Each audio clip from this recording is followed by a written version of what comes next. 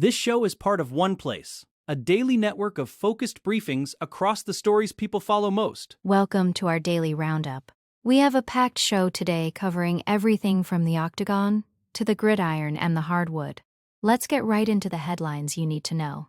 Ronda Rousey and Gina Carano return to the cage. The Browns tease a rookie starter in new video.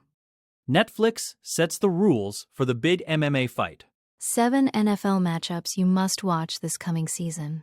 Charles Barkley honors the legacy of Jason Collins. Controversy erupts over a no-call in Pistons-Cavs Game 5. Caitlin Clark leads the Fever against the Mystics tonight. The Subway Series kicks off with a pitching duel.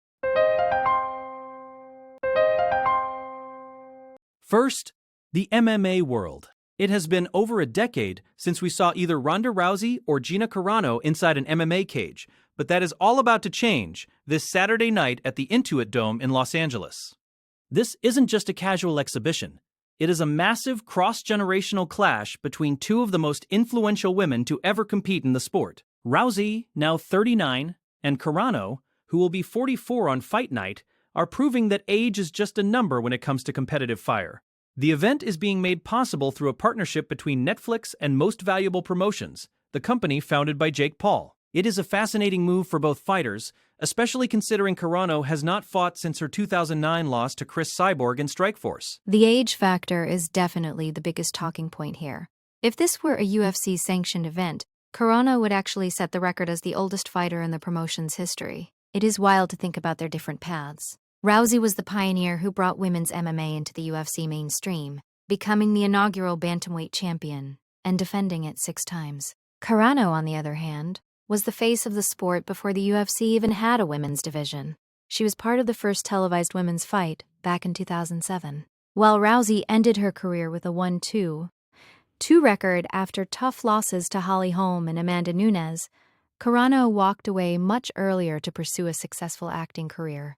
Seeing them finally meet is a dream for longtime fans. Now to the NFL. The Cleveland Browns have certainly found a way to stir the pot during their annual schedule reveal. Instead of just listing dates, they released a Street Fighter-themed video that has fans and analysts questioning the team's quarterback hierarchy. In the video, rookie Shedeur Sanders is featured prominently alongside franchise pillars like Myles Garrett and Denzel Ward. This choice is particularly striking because Deshaun Watson is still on the roster with a massive $230 million guaranteed contract. The video even includes a cheeky line about wanting a quarterback and then mentioning Shedeur is off this week. It feels like more than just a marketing gimmick. It looks like a subtle hint that the rookie might be closer to the starting job than the official team reports currently suggest. It is a bold move, especially since Mary Kay Cabot reported that Watson actually had the edge coming out of the April minicamp. The stats from last season don't make the decision any easier for head coach Todd Monken. Watson was struggling with a 63.4% completion rate before his Achilles injury, while Sanders stepped in late in the season and showed some serious playmaking upside despite a lower completion percentage. Local media in Cleveland is already questioning if this is a legitimate open competition or if the team is just trying to build hype. Monken has praised Sanders for his elite ability but hasn't committed to a starter yet. With Watson's massive contract and Sanders' rookie energy, the Browns have created a fascinating drama before the first whistle of training camp even blows. Back to the fight. As we look closer at the Rousey versus Carano matchup, the specific rules for this Netflix event are coming into focus. This will be a professional MMA bout sanctioned under the unified rules, consisting of 5 rounds at 5 minutes each. They will be wearing the standard 4-ounce gloves and competing inside a hexagon cage. The weight class is set at featherweight, which is 145 pounds. This is a significant detail because it was the weight class where Carano spent most of her career, whereas Rousey was famously the bantamweight queen at 135. The rules allow for a full range of styles including boxing, wrestling, jiu-jitsu, judo, karate, and kickboxing. It is a true mixed martial arts contest that will test whether Rousey's elite judo can overcome Carano's aggressive striking after all these years. The distribution of this fight is also a game changer. While the UFC isn't involved, the prelims will be streaming on Netflix's Tudum platform and YouTube, making it highly accessible. Rousey mentioned she did speak with Dana White about the fight, But ultimately, this path with most valuable promotions was the one that materialized.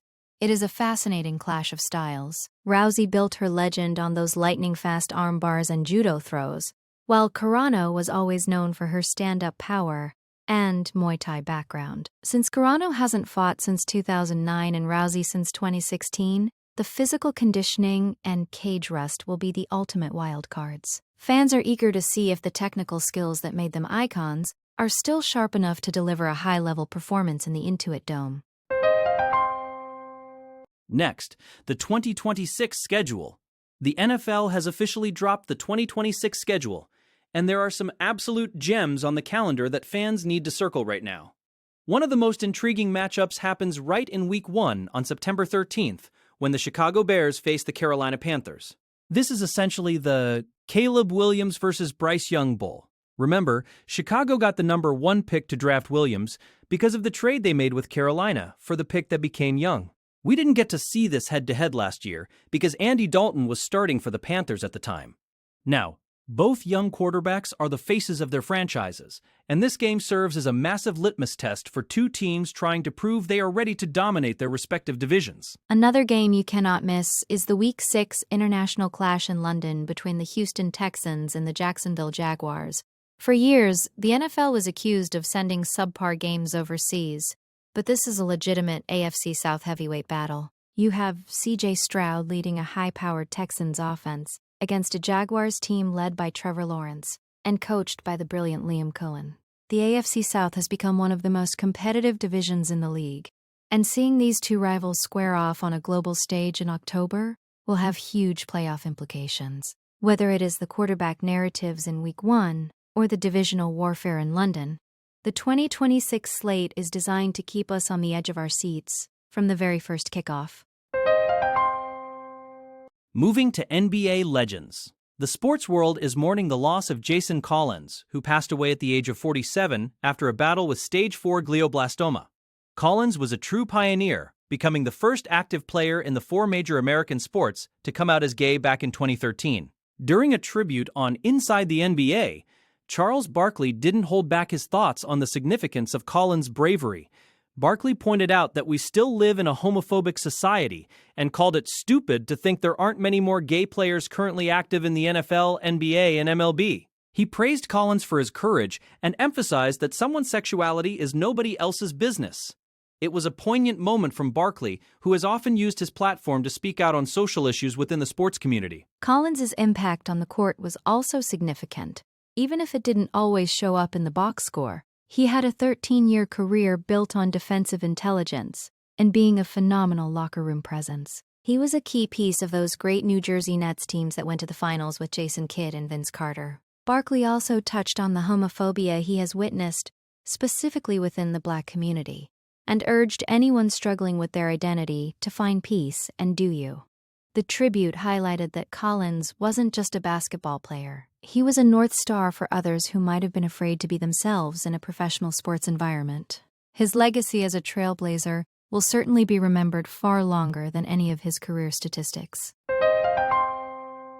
Now, playoff controversy. Game 5 between the Detroit Pistons and the Cleveland Cavaliers ended in a whirlwind of controversy that has fans and coaches fuming. The Cavs took a 3-2 series lead with a 1-1-7, 1-1-3 overtime win, but the real story is a no-call at the end of regulation.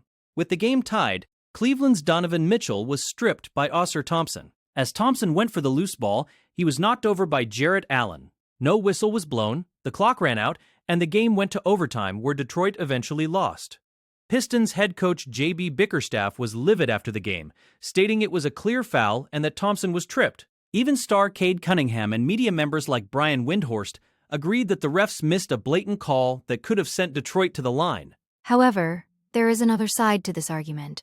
Some argue that in a high-stakes playoff game, you don't want the refs deciding the outcome on a foul 70 feet away from the basket with less than a second left. It was a situation where two players were diving for a loose ball, and a whistle there would have been a very tough way for a game to end. There is also the suggestion that Thompson might have exaggerated the contact to try and draw the foul. Regardless of the no call, the Pistons had their chances in overtime and couldn't capitalize. They have been playing with house money anyway, after advancing past the Magic following Franz Wagner's injury. Now, they face elimination. And the debate over that final sequence in regulation will likely haunt Detroit fans for a long time. Shifting to the WNBA. The WNBA spotlight is firmly on Indianapolis tonight as the Indiana Fever host the Washington Mystics. This is a huge game for the Fever, who are looking to build on the momentum of their first win of the season against Los Angeles. All eyes are once again on Caitlin Clark, who is back in full force after dealing with some minor injuries earlier. She put up a team-high 24 points in their last outing and seems to be finding her rhythm in the professional ranks. The atmosphere at Gainbridge Fieldhouse is expected to be electric, as fans come out to see the number 1 overall pick continue her rookie campaign.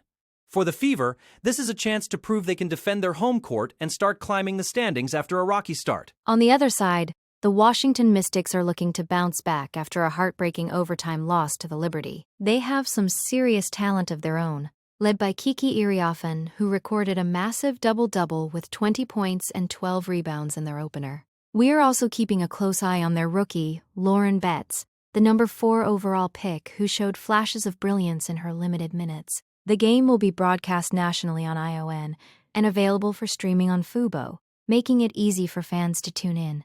It is a classic matchup of a team with a superstar scorer, in Clark against a Mystic squad that plays a very physical, balanced game. With both teams hungry for a win, this Friday night clash is a must-watch for any basketball fan. Finally, the Subway Series. The first Subway Series of the year kicks off tonight at Citi Field, and the vibes for both New York teams have shifted dramatically over the last week. The Yankees, who were on a tear with a 1-5-2 run, have suddenly cooled off, losing 6 of their last 8 games. Meanwhile, the Mets have completely turned things around after a disastrous April. They have won 3 of their last 4 series, including a dominant sweep of the Tigers. Tonight's opener is a dream for pitching enthusiasts, featuring Clay Holmes for the Yankees against Cam Schlittler for the Mets. Holmes has been incredibly consistent with a 1.86 ERA, but Schlittler has been even better, boasting a 1.35 ERA that ranks second only to Shohei Ohtani. It is a high-stakes battle for Citi bragging rights. What makes this even more interesting is the viewing experience. This game won't be on traditional cable. It is part of the Apple TV Friday Night Baseball package. Fans will need the app to catch the 7:15 p.m. first pitch. The pitching matchup is really the headline here. Schlittler has been a revelation, holding opponents scoreless in 6 of his 9 starts so far. If he can shut down the Yankees' power hitters, the Mets could continue their climb back toward .50. On the other hand, the Yankees are desperate to stop their slide and prove that their early season dominance wasn't a fluke. With the energy of a Queens crowd and 2 of the best arms in the league on the mound, this series opener has all the makings of a classic New York showdown. That wraps up our briefing for today. Make sure to follow us for your next daily update on the stories that matter. We will see you back here tomorrow.